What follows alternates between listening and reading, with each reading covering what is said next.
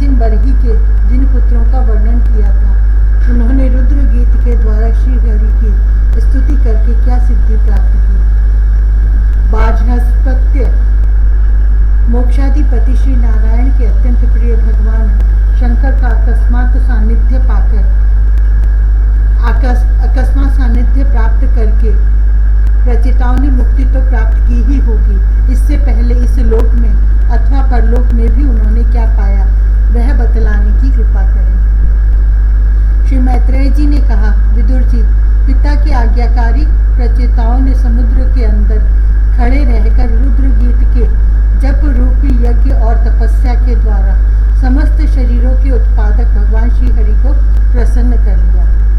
तपस्या करते करते 10,000 वर्ष बीत जाने पर पुराण पुरुष श्री नारायण अपनी मनोहर कांति द्वारा उनके तपस्या जनित क्लेश को शांत करते हुए सौम्य विग्रह से उनके सामने प्रकट हुए। गरुड़ जी के कंधे पर बैठे हुए श्री भगवान ऐसे जान पड़ते थे मानो सुमेरु के शिखर पर कोई श्याम घटा छाई हो। उनके श्री अंग में मनोहर पीतांबर और कंठ में कौस्तुभ मणि सुशोभित था। उनके श्री अंग में मनोहर पीतांबर और कंठ में कौस्तुभ मणि सुशोभित थी। अपनी दिव्य प्रभा से वे सब दिशाओं का अंधकार दूर कर रहे थे। चमकीले सुवर्णमय आभूषणों से युक्त उनके कमनीय कपोल और मनोहर मुखमंडल की अपूर्व शोभा हो रही थी। उनके मस्तक पर झिलमिलाता हुआ मुकुट शोभायमान था। प्रभु की 8 भुजाओं में 8 आयुध थे। देवता मुनि और पार्षदगण सेवा में उपस्थित थे तथा गरुड़ जी किन्नरों की भांति साममय पंखों की ध्वनि से कीर्तिगान कर रहे थे। उनकी 8 लंबी लंबी स्थूल भुजाओं के बीच में लक्ष्मी जी से स्पर्धा करने वाली वनमाला विराजमान थी। आदि पुरुष श्री नारायण ने इस प्रकार प्रधार कर अपने शरणागत प्रचेताओं की ओर दया दृष्टि से निहारते हुए मेघ के समान गंभीर वाणी में कहा। श्री भगवान ने कहा, राजपुत्रों, तुम्हारा कल्याण हो।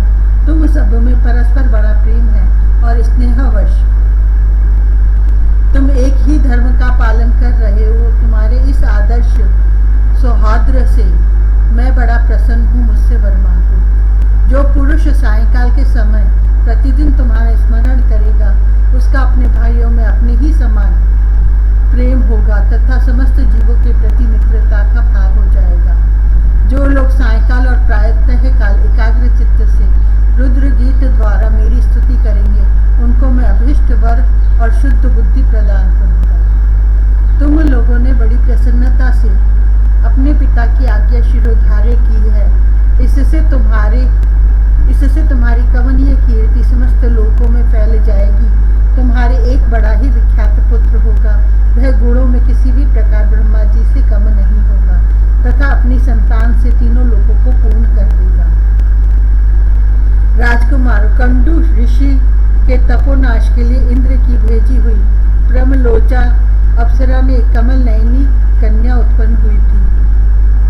कंडू ऋषि के तपोनाश के लिए इंद्र की भेजी हुई ब्रह्मलोचा अप्सरा से एक कमल नयनी कन्या उत्पन्न हुई थी। उसे छोड़कर वह स्वर्ग लोक को चली गई। तब वृक्षों ने उस कन्या को लेकर पाला पोसा। जब वह भूख से व्याकुल होकर रोने लगी, तब औषधियों के राजा चंद्रमा ने दयावश उसके मुंह में अपनी अमृत वर्षिणी तर्जनी अंगुली दे दी। तुम्हारे पिता आजकल मेरी सेवा भक्ति में लगे हुए हैं, अतः उन्होंने तुम्हें संतान उत्पन्न करने की आज्ञा दी है। अतः तुम शीघ्र ही उस देवोपम सुंदरी कन्या से विवाह कर लो। तुम सब एक ही धर्म में तत्पर हो और तुम्हारा स्वभाव भी एक सा ही है, इसलिए तुम्हारे ही समान धर्म और स्वभाव वाली वह सुंदरी कन्या तुम सभी होगी तथा तुम सभी में उसका समान अनुराग होगा। तुम लोग मेरी कृपा से 10 लाख दिव्य वर्षों तक पूर्ण बलवान रहकर अनेकों प्रकार के पार्थिव और दिव्य भोग भोगोगे। अंत में मेरी अविचल भक्ति से हृदय का समस्त वासना रूप मलदग्ध हो जाने पर तुम इस लोक तथा परलोक के नरक तुल्य भोगों से उपरत होकर मेरे परम धाम को जाओगे। जिन लोगों के कर्म भगवद अर्पण बुद्धि से होते हैं और जिनका सारा समय मेरी कथा वार्ताओं में ही बीतता है, वे गृहस्थ आश्रम में रहे तो भी घर उनके बंधन का कारण नहीं होते। वे नित्य प्रति मेरी लीलाएं सुनते रहते। इसलिए ब्रह्मवादी वक्ताओं के द्वारा मैं ज्ञान स्वरूप पर ब्रह्म उनके हृदय में नित्य नया नया सा भासता रहता हूँ।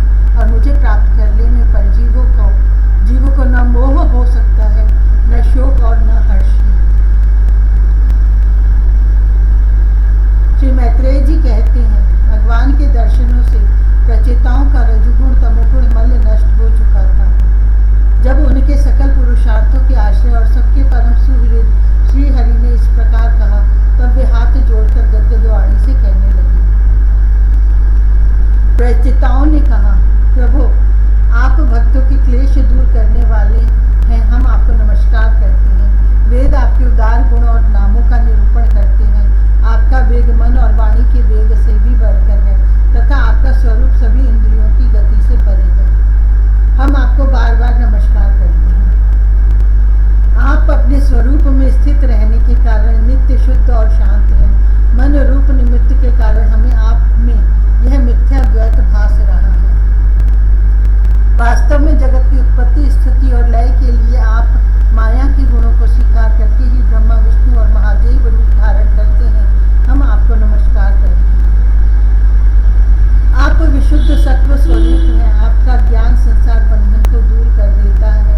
आप ही समस्त भागवतों के प्रभु वसुदेव नंदन भगवान श्री कृष्ण हैं। आपको नमस्कार है। आपकी ही नाभि से ब्रह्मांड रूप कमल प्रकट हुआ था। आपके कंठ में कमल कुसुमों की माला सुशोभित है तथा आपके चरण कमल के समान कोमल है। कमल नयन आपको नमस्कार है। आप कमल कुसुम की केसर के समान स्वच्छ पीतांबर धारण किए हुए हैं। समस्त भूतों के आश्रय स्थान है तथा सबके साक्षी हैं। हम आपको नमस्कार करते हैं। भगवान आपका यह स्वरूप संपूर्ण क्लेशों की निवृत्ति कराने वाला है। हम अविद्या अस्मिता राग द्वेष आदि क्लेशों से पीड़ितों के सामने आपने इसे प्रकट किया है। इससे बढ़कर हम पर और क्या कृपा होगी। अमंगलहारी प्रभु, दीनों पर दया करने वाले समर्थ पुरुषों को इतनी ही कृपा करनी चाहिए कि समय समय पर उन दीन जनों को ये हमारे हैं इस प्रकार स्मरण कर लिया करें। इसी से उनके आश्रितों का चित्त शांत हो जाता है। आप तो शूद्र से शूद्र प्राणियों के भी अंतःकरणों में अंतर्यामी रूप से विराजमान रहते हैं। फिर आपके उपासक हम लोग जो जो कामनाएं करते हैं, हमारी उन कामनाओं को आप क्यों न जान लेंगे। जगदीश्वर, आप मोक्ष का मार्ग दिखाने वाले और स्वयं पुरुषार्थ स्वरूप हैं। आप हम पर प्रसन्न हैं, इससे बढ़कर हमें और क्या चाहिए। बस हमारा अभिष्ट वर तो आपकी प्रसन्नता ही है। तथापि नाथ, हम एक मानते हैं। प्रभु, आप प्रकृति आदि से परे हैं और आपकी विभूतियों का भी कोई अंत नहीं है। इसलिए आप अनंत कहे जाते हैं। यदि भ्रमर को अनायास ही कल्प वृक्ष मिल जाए तो क्या वह किसी दूसरे वृक्ष का सेवन करेगा। तब आपकी चरण शरण में आकर अब हम क्या क्या मांगे। हम आपसे केवल यही मांगते हैं कि जब तक आपकी माया से मोहित होकर हम अपने कर्म अनुसार संसार में भ्रमते रहें, तब तक जन्म जन्म में हमें आपके प्रेमी भक्तों का संग प्राप्त होता रहे। हम तो भगवत भक्तों के क्षण भर के संग के सामने स्वर्ग और मोक्ष को भी कुछ नहीं समझते, फिर मानवी भोगों की तो बात ही क्या है। भगवत भक्तों के समाज में सदा सर्वदा भगवान की मधुर मधुर कथाएं होती रहती हैं, जिनके श्रवण मात्र से भोग तृष्णा शांत हो जाती है। वहाँ प्राणियों में किसी प्रकार का वैर विरोध या उद्वेग नहीं होता। वहाँ प्राणियों में किसी प्रकार का वैर विरोध या उद्वेग नहीं रहता। अच्छे अच्छे कथा प्रसंगों द्वारा निष्काम भाव से सन्यासियों के एकमात्र आश्रय साक्षात श्री नारायण देव का बार बार गुणगान होता रहता है। आपके वे भक्त जन तीर्थों को पवित्र करने के उद्देश्य से पृथ्वी पर पैदल ही विचरते रहते हैं। भला उनका समागम संसार से भयभीत हुए पुरुषों को कैसे रुचिकर न होगा। भगवान, आपके प्रिय सखा भगवान शंकर के क्षण भर के समागम से ही आज हमें उनका साक्षात दर्शन प्राप्त हुआ है। आप जन्म मरण रूप दुसाध्य रोग के श्रेष्ठतम वैद्य हैं। अतः अब हमने आपका ही आश्रय लिया है। प्रभु, हमने समाहित चित्त से जो कुछ अध्ययन किया है, निरंतर सेवा शुश्रूषा करके गुरु गुरु ब्राह्मण और विद्वजनों को प्रसन्न किया है तथा दोष बुद्धि त्याग कर श्रेष्ठ पुरुष सुहृदगण बंधु वर्ग एवं समस्त प्राणियों की वंदना की है और अन्न आदि को त्याग कर दीर्घ काल तक जल में खड़े रहकर तपस्या की है। वह सब आप सर्वव्यापक पुरुषोत्तम के संतोष का कारण हो, यही वर मांगते हैं। स्वामी आपकी महिमा का पार न पाकर भी स्वयंभू मनु स्वयं ब्रह्मा जी भगवान शंकर तथा तप और ज्ञान से शुद्ध चित हुए अन्य पुरुष निरंतर आपकी स्तुति करते रहते हैं। अतः हम भी अपनी बुद्धि के अनुसार आपका यशोगान करते हैं। आप सर्वत्र समान शुद्ध स्वरूप और परम पुरुष हैं। आप सत्वमूर्ति भगवान वासुदेव को हम नमस्कार करते हैं। श्री मैत्रेय जी कहते हैं, विदुर जी, प्रचेताओं की इस प्रकार स्तुति करने पर शरणागत वत्सल भगवान शरणागत वत्सल श्री भगवान ने प्रसन्न होकर कहा, तथास्तु। अप्रतिहत प्रभाव श्री हरि की मधुर मूर्ति के दर्शनों से अभी प्रचेताओं के नेत्र तृप्त नहीं हुए थे, इसलिए वे उन्हें जाने देना नहीं चाहते थे, तथापि वे अपने परम धाम को चले गए। इसके पश्चात प्रचेताओं ने समुद्र के जल से बाहर निकलकर देखा कि सारी पृथ्वी को ऊंचे ऊंचे वृक्षों ने ढक दिया है, जो मानव स्वर्ग का मार्ग रोकने के लिए ही इतने बढ़ गए थे। यह देखकर वे वृक्षों पर बड़े कुपित हुए। तब उन्होंने पृथ्वी को वृक्ष लता आदि से रहित कर देने के लिए अपने मुख से प्रचंड वायु और अग्नि को छोड़ा, जैसे काल अग्नि रुद्र प्रलय काल में छोड़ते हैं। जब ब्रह्मा जी ने देखा कि वे सारे वृक्षों को भस्म कर रहे हैं, तब वे वहां आए और प्राचीन बढ़ी के पुत्रों को उन्होंने युक्ति पूर्वक समझाकर शांत किया। फिर जो कुछ वृक्ष वहां बचे थे, उन्होंने डरकर ब्रह्मा जी के कहने से वह कन्या लाकर प्रचेताओं को दी। प्रचेताओं ने भी ब्रह्मा जी के आदेश से उस महर्षि नाम की कन्या से विवाह कर लिया। इसी के गर्भ से ब्रह्मा जी के पुत्र दक्ष ने श्री महादेव जी की अवज्ञा के कारण अपना पूर्व शरीर त्याग कर जन्म लिया। इन्हीं दक्ष ने चाक्षुष मनवंतर आने पर, जब काल कर्म के से पूर्व सर्ग नष्ट हो गया, भगवान की प्रेरणा से इच्छानुसार नवीन प्रजा उत्पन्न की। इन्होंने जन्म लेते ही अपनी कांति से समस्त तेजस्वियों का तेज छीन लिया। ये कर्म करने में बड़े दक्ष कुशल थे, इसी से इनका नाम दक्ष हुआ। इन्हें ब्रह्मा जी ने प्रजापतियों के नायक के पद पर अभिषिक्त कर सृष्टि की रक्षा के लिए नियुक्त किया और इन्होंने मरीचि आदि दूसरे प्रजापतियों को अपने अपने कार्य में नियुक्त किया।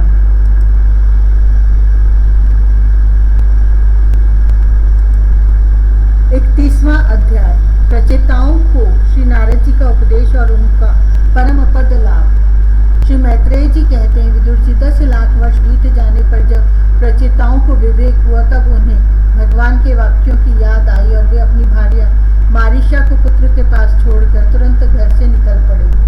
वे पश्चिम दिशा में समुद्र के तट पर, जहाँ जाजली मुनि ने सिद्धि प्राप्त की थी, जा पहुँचे और जिससे समस्त भूतों में एक ही आत्म तत्व विराजमान है ऐसा ज्ञान होता है, उस आत्म विचार रूप ब्रह्म सत्र का संकल्प करके बैठ गए। उन्होंने प्राण, मन, वाणी और दृष्टि को वश में किया तथा शरीर को निश्चेष्ट, स्थिर और सीधा रखते हुए आसन को जीतकर चित्त को विशुद्ध पर ब्रह्म में लीन कर दिया। ऐसी स्थिति में उन्हें देवता और असुर दोनों के ही वंदनीय श्री नारद जी ने देखा। नारद जी को आया देख प्रचेतागण खड़े हो गए और प्रणाम करके आदर सत्कार पूर्वक देश कालानुसार उनकी विधिवत पूजा की। जब नारद जी सुखपूर्वक बैठ गए, तब वे कहने लगे। प्रचेताओं ने कहा, देवर्षि, आपका स्वागत है। आज बड़े भाग्य से हमें आपका दर्शन हुआ। ब्रह्म सूर्य के समान आपका घूमना फिरना भी ज्ञानालोक से समस्त जीवों को अभय दान देने के लिए ही होता है। प्रभु भगवान शंकर और श्री विष्णु भगवान ने हमें जो उपदेश दिया था, उसे गृहस्थी में आसक्त रहने के कारण हम लोग प्रायः भूल गए हैं। अतः आप हमारे हृदयों में उस परमार्थ तत्व का साक्षात कराने वाले अध्यात्म ज्ञान को फिर प्रकाशित कर दीजिए, जिससे हम सुगमता से ही इस दुस्तर संसार सागर से पार हो जाएं। श्री मैत्रेय जी कहते हैं, भगवान में श्री नारद जी का चित्त सर्वदा भगवान श्री कृष्ण में ही लगा रहता है। वे प्रचेताओं के इस प्रकार पूछने पर उनसे कहने लगे। श्री नारद जी ने कहा, राजाओं, इस लोक में मनुष्य का वही जन्म, वही कर्म, वही आयु, वही मन और वही वाणी सफल है, जिसके द्वारा सर्वात्मा सर्वेश्वर श्री हरि का सेवन किया जाता है। जिनके स्वरूप का साक्षात्कार कराने वाले श्री हरि को प्राप्त न किया जाए, उन माता पिता की पवित्रता से, यज्ञोपवित संस्कार से एवं यज्ञ दीक्षा से प्राप्त होने वाले उन 3 प्रकार के श्रेष्ठ जन्मों से, वेदोक्त कर्मों से, देवताओं के समान दीर्घ आयु से, शास्त्र ज्ञान से, तप से, वाणी की चतुराई से, अनेक प्रकार की बातें याद रखने की शक्ति से, तीव्र बुद्धि से, बल से, इंद्रियों की पटुता से, योग से, सांख्य, आत्मानम विवेक से, संन्यास और वेदाध्ययन से तथा व्रत वैराग्य आदि अन्य कल्याण साधनों से भी पुरुष का क्या लाभ है। वास्तव में समस्त कल्याणों की अवधि आत्मा ही है और आत्मज्ञान प्रदान करने वाले श्री हरि ही संपूर्ण प्राणियों की प्रिय आत्मा है। जिस प्रकार वृक्ष की जड़ सींचने से उसका तना, शाखा, उपशाखा आदि सभी का पोषण हो जाता है और जैसे भोजन द्वारा प्राणों को तृप्त करने से समस्त इंद्रियां पुष्ट होती हैं, उसी प्रकार श्री भगवान की पूजा ही सबकी पूजा है। जिस प्रकार वर्षा काल में जल सूर्य के ताप से उत्पन्न होता है और ग्रीष्म ऋतु में उसी की किरणों में पुनः प्रवेश कर जाता है, तथा जैसे समस्त चराचर भूत पृथ्वी से उत्पन्न होते हैं और फिर उसी में मिल जाते हैं, उसी प्रकार चेतना अचेतनात्मक यह समस्त प्रपंच श्री हरि से ही उत्पन्न होता है और उन्हीं में लीन हो जाता है। वस्तुतः यह विश्वात्मा श्री भगवान का वह शास्त्र प्रसिद्ध सर्वोपाधि रहित स्वरूप ही है। जैसे सूर्य की प्रभा उससे भिन्न नहीं होती, उसी प्रकार कभी कभी गंधर्व नगर के समान स्फुरित होने वाला यह जगत भगवान से भिन्न नहीं है, तथा जैसे जागृत अवस्था में इंद्रियां क्रियाशील रहती हैं किंतु सुषुप्ति में उनकी शक्तियां लीन हो जाती हैं, उसी प्रकार यह जगत सर्ग काल में भगवान से प्रकट हो जाता है और कल्पांत होने पर उन्हीं में लीन हो जाता है। स्वरूपतः तो भगवान में द्रव्य क्रिया और ज्ञान रूपी विविध अहंकार के कार्यों की तथा उनके निमित्त से होने वाले भेद भ्रम की सत्ता है ही नहीं। नृपतिगण जैसे बादल, अंधकार और प्रकाश, ये क्रमशः आकाश से प्रकट होते हैं और उसी में लीन हो जाते हैं, किंतु आकाश इनमें लिप्त नहीं होता। उसी प्रकार ये सत्व, रज और तमोमयी शक्तियां कभी पर ब्रह्म से उत्पन्न होती हैं और कभी उसी में लीन हो जाती हैं। इसी प्रकार इनका प्रवाह चलता रहता है, किंतु इससे आकाश के समान असंग परमात्मा में कोई विकार नहीं होता। अतः तुम ब्रह्मादि समस्त लोकपालों के भी अधीश्वर श्री हरि को अपने से अभिन्न मानते हुए भजो, क्योंकि वे ही समस्त देहधारियों की एकमात्र आत्मा है। वे ही जगत के निमित्त कारण, काल, उपादान कारण, प्रधान और नियंता पुरुषोत्तम है, तथा अपनी काल शक्ति से वे ही इस गुणों के प्रवाह रूप प्रपंच का संहार कर देते हैं। वे भक्त वत्सल भगवान समस्त जीवों पर दया करने से, जो कुछ मिल जाए उसी में संतुष्ट रहने से तथा समस्त इंद्रियों को विषयों से निवृत्त करके शांत करने से शीघ्र ही प्रसन्न हो जाते हैं। पुत्रैषणा आदि सब प्रकार की वासनाओं के निकल जाने से जिनका अंतःकरण शुद्ध हो गया है, उन संतों के हृदय में उनके निरंतर बढ़ते हुए चिंतन से खिंचकर अविनाशी श्री हरि आ जाते हैं और अपनी भक्त अधीनता को चरितार्थ करते हुए हृदयाकाश की भांति वहां से हटते नहीं। भगवान तो अपने को भगवान को ही सर्वस्व मानने वाले निर्धन पुरुषों पर ही प्रेम करते हैं, क्योंकि वे परम रसज्ञ हैं। उन अकिंचनों की अनन्याश्रय अहेतु की भक्ति में कितना माधुर्य होता है, इसे प्रभु अच्छी तरह जानते हैं। जो लोग अपने शास्त्र ज्ञान, धन, कुल और कर्मों की मदद से उन्मत्त होकर ऐसे निष्किंचन साधु जनों का तिरस्कार करते हैं, उन दुर्बुद्धियों की पूजा तो प्रभु स्वीकार ही नहीं करती। भगवान स्वरूप आनंद से ही परिपूर्ण है। उन्हें निरंतर अपनी सेवा में रहने वाले लक्ष्मी जी तथा उनकी इच्छा करने वाले नरपति और देवताओं की भी कोई परवाह नहीं है। इतने पर भी वे अपने भक्तों के तो अधीन ही रहते हैं। अहो, ऐसे करुणा सागर श्री हरि को कोई भी कृतज्ञ पुरुष थोड़ी देर के लिए भी कैसे छोड़ सकता है। श्री मैत्रेय जी कहते हैं, विदुर जी, भगवान नारद ने प्रचेताओं को इस उपदेश के साथ साथ और भी बहुत सी भगवत संबंधी बातें सुनाई। इसके पश्चात वे ब्रह्मलोक को चले गए। प्रचेता गण भी उनके मुख से संपूर्ण जगत के पाप रूपी मल को दूर करने वाले भगवत चरित्र सुनकर भगवान के चरण कमलों का ही चिंतन करने लगे और अंत में भगवत धाम को प्राप्त हुए। इस प्रकार आपने जो मुझसे श्री नारद जी और प्रचेताओं के भगवत कथा संबंधी संवाद के विषय में पूछा था वह मैंने आपको सुना दिया। श्री शुकदेव जी कहते हैं, राजन, यहाँ तक स्वयंभू मनु के पुत्र उत्तानपाद के वंश का वर्णन हुआ। अब प्रियव्रत के वंश का विवरण भी सुनो। राजा प्रियव्रत ने श्री नारद जी से आत्मज्ञान का उपदेश पाकर भी राज्य भोग किया था तथा अंत में इस संपूर्ण पृथ्वी को अपने पुत्रों में बांटकर वे भगवान के परम धाम को प्राप्त हुए थे। राजन, इधर श्री मैत्रेय जी के मुख से यह भगवत गुणानुवाद पवित्र कथा सुनकर विदुर जी प्रेम मग्न हो गए। भक्ति भाव का उद्रेक होने से उनके नेत्रों से पवित्र आंसुओं की धारा बहने लगी तथा उन्होंने हृदय में भगवत चरणों का स्मरण करते हुए अपना मस्तक मुनिवर श्री मैत्रेय जी के चरणों पर रख दिया।